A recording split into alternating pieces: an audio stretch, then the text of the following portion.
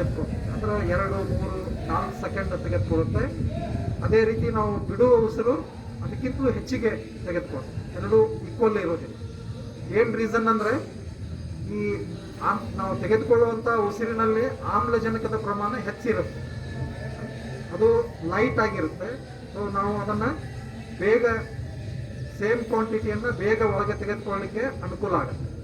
ನಾವು ಬಿಡೋ ಉಸಿರಿನಲ್ಲಿ carbon dioxide, carbon monoxide ಮತ್ತು ಬೇರೆ ಇದು ಜಾಸ್ತಿ ಇದೆ. ಸೊ ಅದು ಹೆವಿ ಆಗಿದೆ. ಸೊ ಅದು ಹೊರಗಡೆ ಹೋಗಬೇಕಾದ್ರೆ ಜಾಸ್ತಿ ಟೈಮ್ ತಗೊಳ್ತದೆ. ಸೊ ಈ ಪ್ರಾಣಾಯಾಮದಲ್ಲಿ ನಾವು ಇದನ್ನು ಉಸಿರನ್ನು ತೆಗೆದುಕೊಳ್ಳುವುದು ಮತ್ತು ಉಸಿರನ್ನು ಬಿಡುವುದು ಅದನ್ನು ಒಂದು ಪರ್ಟಿಕ್ಯುಲರ್ ವೇದಲ್ಲಿ, ಕಂಟ್ರೋಲ್ಡ್ ವೇದಲ್ಲಿ ನಾವು ಅದನ್ನು ನಡೆಸ್ತಾ ಇದ್ದೀವಿ. ಸೊ ಅದೇ ಪ್ರಾಣಾಯಾಮ.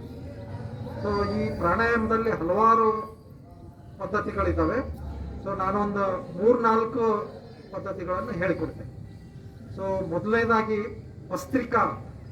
ಭಸ್ತ್ರಿಕಾ ಅಂದರೆ ನಾವು ಜೋರಾಗಿ ಉಸಿರನ್ನು ಒಳಗೆ ತೆಗೆದುಕೊಳ್ಳುವುದು ಮತ್ತು ಅದೇ ರೀತಿ ಜೋರಾಗಿ ಉಸಿರನ್ನು ಹೊರಗಡೆ. ಸೊ ಈಗ ಮೊದಲನೇ ಪ್ರಾಣಾಯಾಮವನ್ನು ನೋಡೋಣ. ಸೊ ನಾನು ಒಂದು ಸರ್ತಿ ಮಾಡಿ ತೋರಿಸ್ತೀನಿ, ಎಲ್ಲರೂ ಇದನ್ನು ಮಾಡೋಣ. ಸೊ ಈ ಪ್ರಾಣಾಯಾಮವನ್ನು ಮಾಡಬೇಕಾದ್ರೆ ನೀವು ಯಾವುದೇ ಆಸನದಲ್ಲಿ ಕೂತ್ಕೊಳ್ಬೋದು. ಸೊ ಈಗ ನೀವು ಕೂತಿರೋ ಆಸನ ಯಾವ್ದು ಹೇಳ್ತೀರಾ? ಇದಕ್ಕೆ ಸುಖಾಸನ ಅಂತ. ಜಸ್ಟ್ ಇದಕ್ಕೆ ನಾವು ಕನ್ನಡದಲ್ಲಿ ಹೇಳೋದು ಚಕ್ಕಳ ಮುಕ್ಕಳಿ ಹಾಕೊಂಡು ಕುಂಡ್ರೋದು ಅಂತ.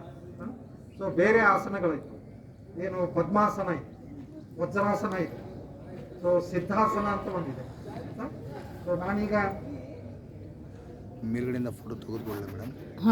ಈ ರೀತಿ ಕೂತ್ಕೊಳ್ತೇನೆ. ಸೊ ಇದಕ್ಕೆ ವಜ್ರಾಸನ ಅಂತ.